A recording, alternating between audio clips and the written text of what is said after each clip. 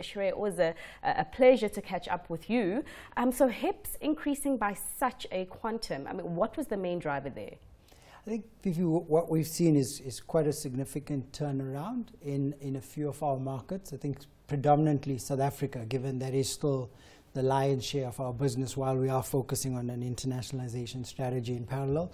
And South Africa was a really strong turnaround on the back of what was, let me own it, a hard 2017. So even on our PPD growth, we went from a -1 to a positive 2% growth, and we're quite confident about that holding through. So similarly, we made a big investment into Western Europe through Alliance Medical Group, and that started to bring cash and other elements into the business now. So you're starting to see the positive effects of a good investment strategy as well as a turnaround in some tough markets. This rate of profit growth, is it sustainable?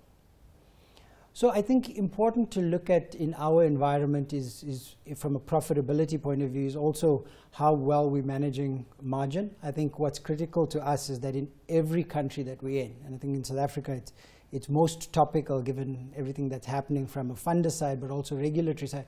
But really when you step back and look at it, if we look at the UK with the NHS, if we look at Italy, if we look at Poland where we are, and the regulatory environment of the governments, the reality of tariff pressure is a world that we live in. So for us to be constantly aware of how we're re-engineering the business and adapting it so that we can sustain the margin is a key focus for us. We're happy that that the tariff pressure drives access to care. I think that's an important thing in all of these countries. And at the same time, we're very mindful on how we're adapting to that. All right, so talk to us about the UK, because from your statement, you really can feel the tone that you're quite excited about where that's going. So what's in store? So the UK, well, Western Europe more broadly, we did an acquisition just under 2 years ago, about 18 months ago, into a business called Alliance Medical Group, which is arguably the largest imaging or diagnostics business across Western Europe. And to be fair, it's broader than Western Europe. It's also got a Northern Europe element to it. What that business creates for us is a positive growth trajectory that's at a higher level than acute. And by acute, I mean our hospital business. So we've traditionally been at our core hospital business. That's still at the heart of what we do.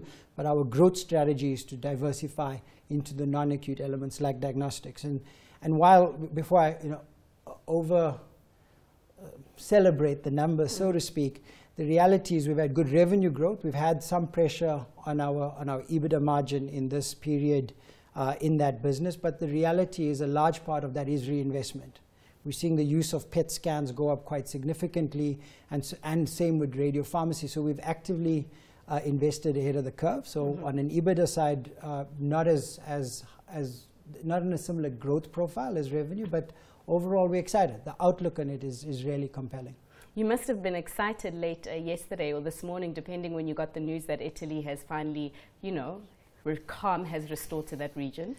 So I think for the people in the country, absolutely. I think for us as what's effectively now becoming a global healthcare provider or player rather, I think there's this reality that it's always assuring when there's a level of stability, but at the same time, we're very mindful of every country that we're in. There's this reality of tariff and regulatory pressure. I mean, and that's in all of the spaces. And political instability in the case of Italy. Absolutely.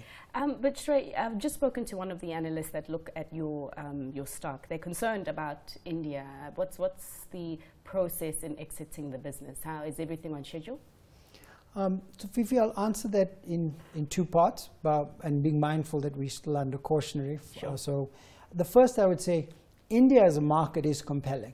I think the growth rates for it, if you want to be an emerging market hospital player, it really is still a really good growth story.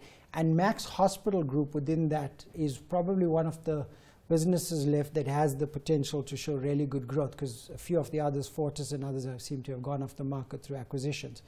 So in that sense, for people who are looking at hospital environments, it is compelling. For us right now, for our strategy, which says internationalization will come through healthcare services and diagnostics, it doesn't necessarily align. And so we're actually thinking about stepping out of the emerging market space, specifically India. I'm assuming that the discussion was really around the short-term effects they've seen from Shalimar Bagh quite and the regulatory. Yeah. So when you look at the EBITDA margin in that profile, they've actually shown very steady growth for about 4 years on both the revenue line and the EBITDA line. And literally in Q4 of this financial year, they've taken such a hard hit that it's completely changed the profile. And that's a very short-term effect. Shalimar Bagh to the business at a commercial level was, as you can see from the numbers, I wouldn't say catastrophic, but it really was hard hitting. I think like all of the businesses that we're involved in, it's really now around how they turn it around. And we're actively involved with the management team around that. And that's notwithstanding the fact that we're still in a process of exploring an exit. You know, what I can share under the cautionary is that the discussion around an exit is still progressing, and at an appropriate time we'll share that. We're confident about how it's advancing, but just as an assurance, if it doesn't come out in a range or a valuation range that we were comfortable with going in, we actually will exit the process, release the cautionary, and probably put it back into the market in 12 to 18 months. And again, not because India or Max isn't compelling, but for us, it's a realignment of our strategy. Right, last question. I see you looking to spend some 1.3 billion rand. Is that here in South Africa in terms of Capex or overall? And exactly what will you be spending that on?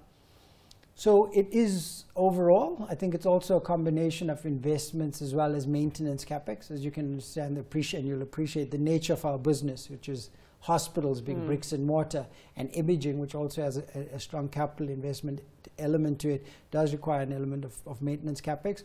There are certain investments that we're looking at for growth. I know you asked the health and wellness business that you just bought. So that's what I wanted to say. I know you asked for exacts, but what I'll share is more the areas of interest, which is healthcare services, where we've done an investment. We'll look to grow there still, because that's how we expand beyond acute in South Africa. Similarly, in complementary, so mental health, oncology, renal, we're looking for growth there, because as we take a future view, it has the growth story to that is really one that complements the acute to the traditional hospital business.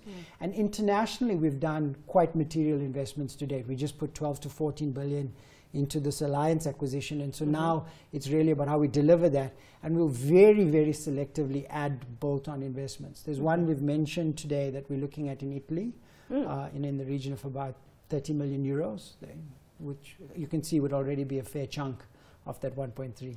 For sure. And again, you must be happy that Italy has gotten its house in order for now. But thanks so much for your time. That was Life Healthcare Group CEO Shrey Viranna there.